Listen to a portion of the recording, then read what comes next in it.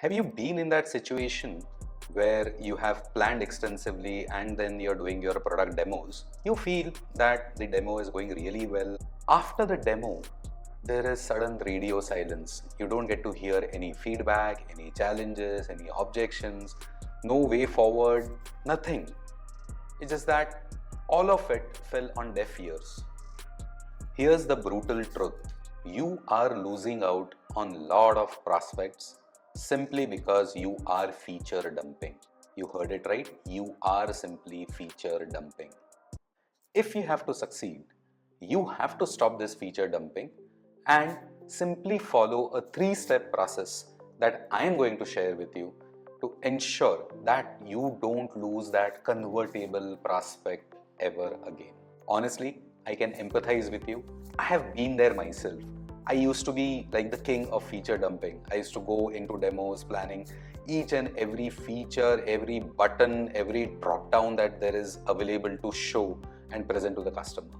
My thought back then was more features is equal to more value. The more features I show, the more valuable they will find our platform to be. As you might assume, because of all that feature dumping, my conversion rate was barely 10-12%. Yes, 10-12% from demos. But once I realized the mistakes that I was making and fixed it, my conversions from demo stage went up to 60%.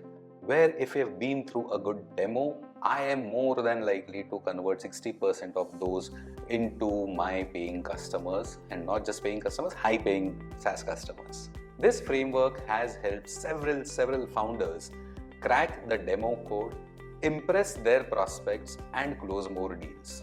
I am going to give you 3 simple unconventional ideas that will help you flip the problem. So let's jump right into it.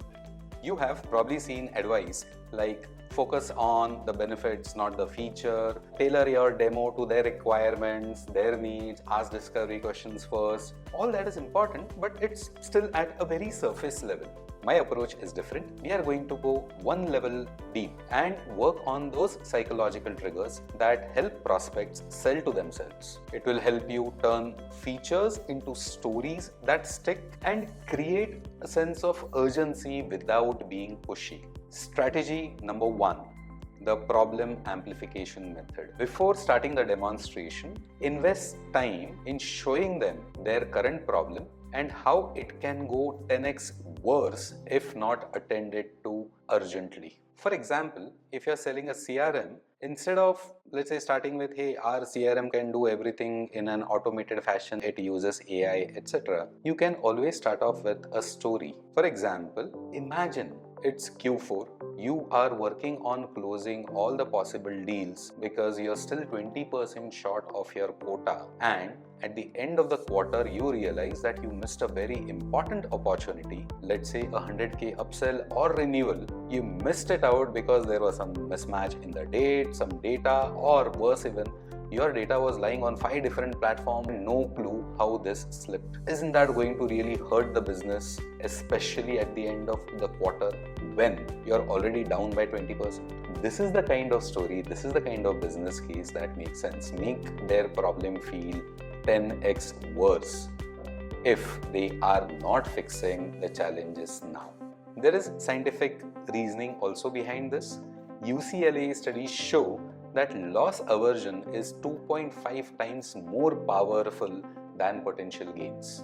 When you amplify their pain first, every capability that you show is a relief and not just any other capability. It's a potential chance to gain relief from the pain that they're experiencing, and based on your story, it is likely to grow worse if it still remains unattended.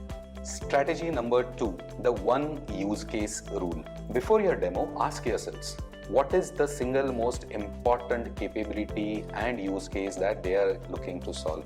Focus on building your entire demo around that use case, around that journey, and start showing the outcomes at each stage. For example, if you're demoing, let's say, a marketing automation platform, don't start by showing everything right from email to landing pages to chatbots to WhatsApp integrations and any and everything that you have under your particular stack. Rather than trying to explain everything that happens across each and every module, it is the best case to take up that most important use case and explain it in detail every step along the way on how this will help them achieve the outcomes that they want without the daily struggle that they're going through right now. Back up the demo with stories all along the way.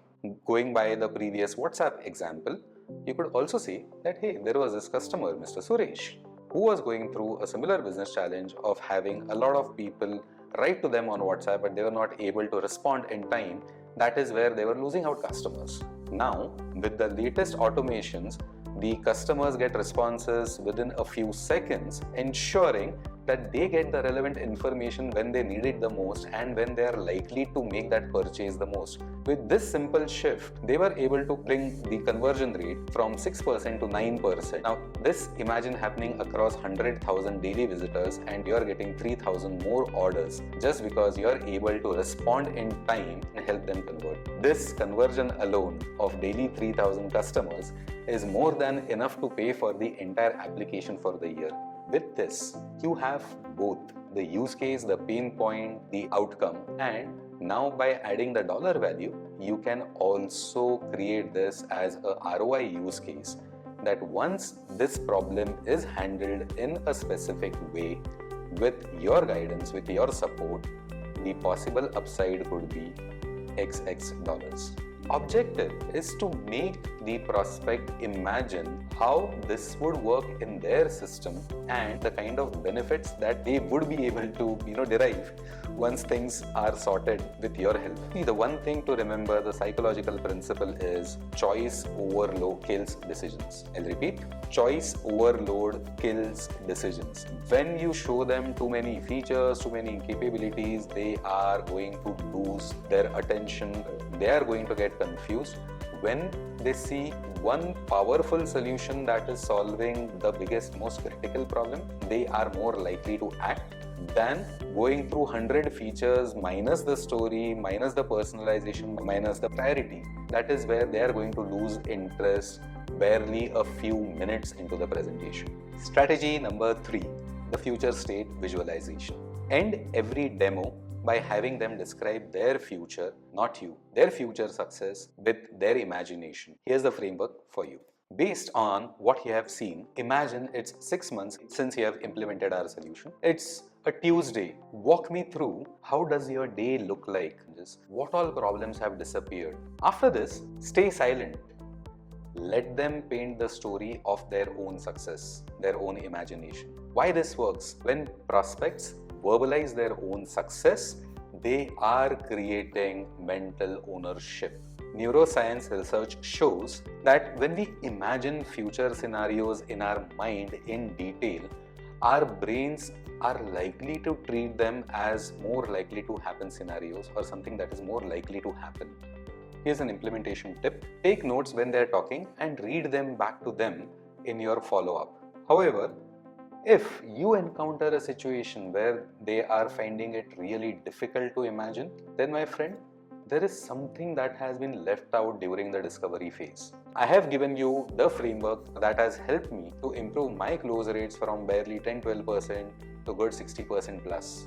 You have everything you need to transform your demos now. Please hit that like button if this video has helped you reimagine your demo in a different way and you're looking forward to implement them in your upcoming demos. Remember, you came here because your demos aren't converting, despite seeming to be successful. The gap between where you are and where you want to be isn't about showing more features. It is about creating psychological momentum using these 3 strategies. Number 1, amplify their pain, amplify their problem first. Number 2, focus on the most powerful capability and use case. Number 3, help them to visualize their to-be condition.